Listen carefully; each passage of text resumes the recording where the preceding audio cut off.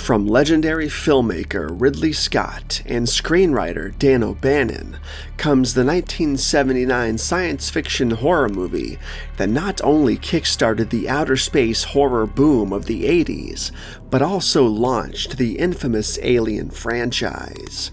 Let's take a look at Alien.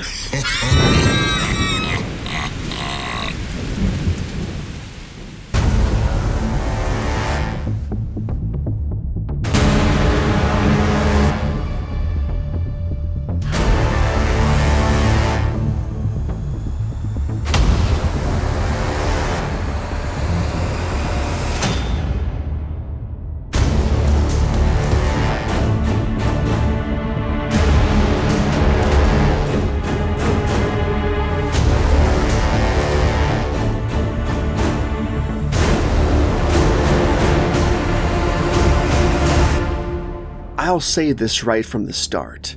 When it comes to the Alien franchise, at least for me, I'm pretty much good with Aliens and Aliens alone. Not because I don't love Alien or Alien 3, because I do, but Aliens was just the one film of the series that I gravitated to the most. Probably because of the action figures and the video games and the all-around hype surrounding Alien 3 before it came out.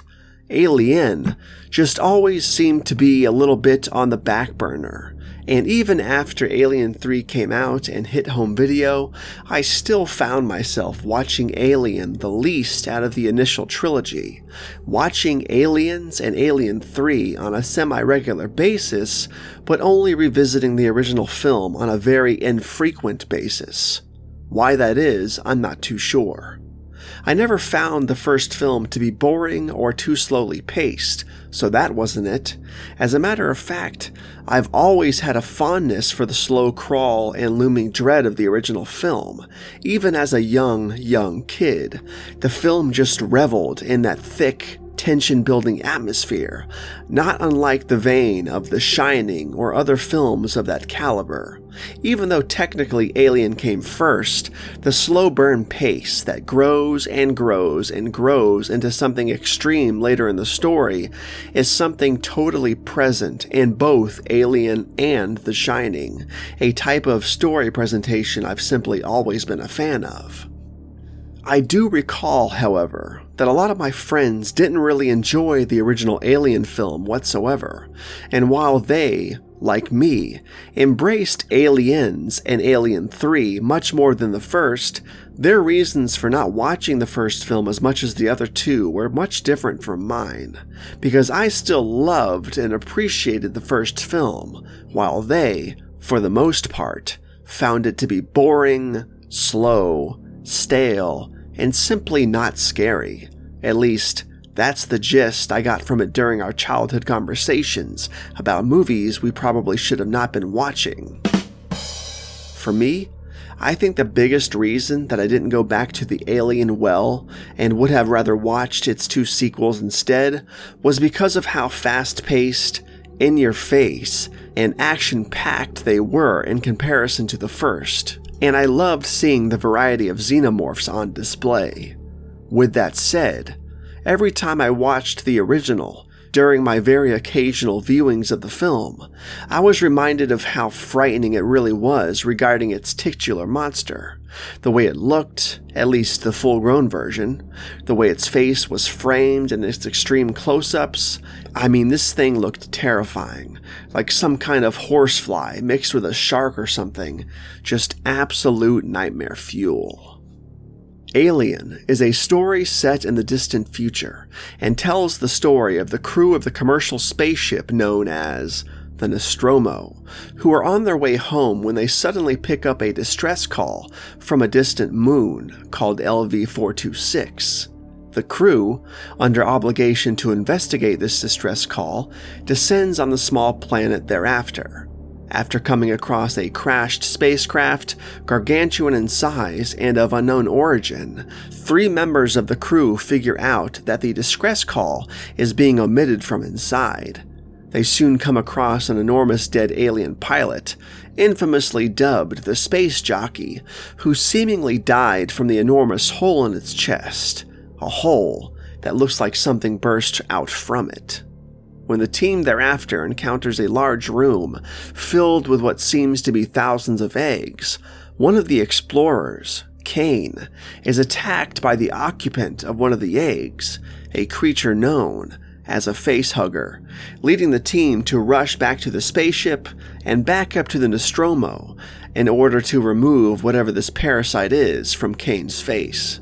Although the removal of the creature is unsuccessful due to its acidic blood, the parasite ends up falling off on its own, and all seems well once Kane awakes from his coma-like sleep. However, soon after that, the team's celebratory dinner is interrupted when Kane begins to choke and convulse, and after a blood-spattered and pain-filled end for Kane himself, the room is left staring at a horrifying alien infant which has burst its way out of Kane's ribcage and escapes the room almost immediately. The team attempts to hunt down this alien monster, but come to find that it has grown to its adult size in almost no time at all, and one by one, they soon fall afoul of its bizarre, aggressive, and lethal nature.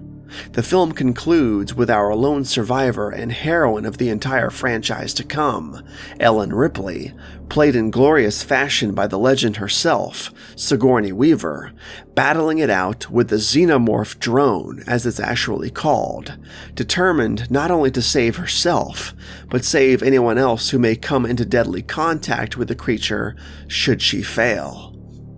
The cast is comprised of the aforementioned Sigourney Weaver as Ellen Ripley, Tom Skerritt as Dallas, Veronica Cartwright as Lambert, Harry Dean Stanton as Brent, John Hurt as the aforementioned Kane, Ian Holm as Ash, Yaphet Kotto as Parker, and Jones the Cat, the Nostromo's ship cat, who is apparently played by 4 different cats in real life.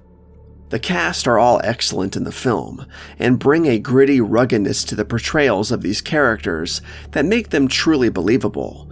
It's as if you took a group of real-life truckers, slapped them in a spaceship carrying minerals and ore, and suddenly you had this believably gruff group of folks who just want to do their job, drink their coffee, smoke their cigarettes, get paid, and get home. I mean, these people are not making enough space money to have to deal with this xenomorph nonsense. Give these people a raise, for God's sakes. Shipcat Jones is fat paid, though. The set design and practical effects in this movie are absolutely on point, especially for 1979.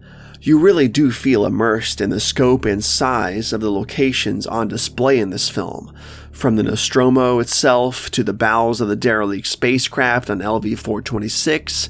It absolutely feels larger than life, and the same can be said for the creature design as well, which are in and of themselves feats of fantastical and sometimes blood-soaked triumph. Thanks largely in part to H.R. Giger himself, who created the xenomorph design, as well as the designs for the derelict spacecraft and its resident dead space jockey as well. And you know that if the legend himself, H.R. Giger, is involved, you're in for some truly bizarre, yet truly astonishing visuals. Harkening back to what I said about the film being somewhat a slow burn, don't misconstrue that as one of those films that starts out boring and just drags on until it finally gets going. That's not what I meant at all by labeling Alien as a slow burn. What I mean is, again, akin to a Kubrick film like The Shining or something similar, where things start off simple and quiet, and we build and build and build until everything just snaps and the story dive bombs into an absolute whirlwind of chaos and craziness. But Alien itself is never boring, just like The Shining is never boring. You are simply immersed in the setting and the story completely, right from the start, and it's easy to get lost within it, completely becoming a member of the Nostromo, along for the ride, along for the journey, and along for the horror. And Jones, of course.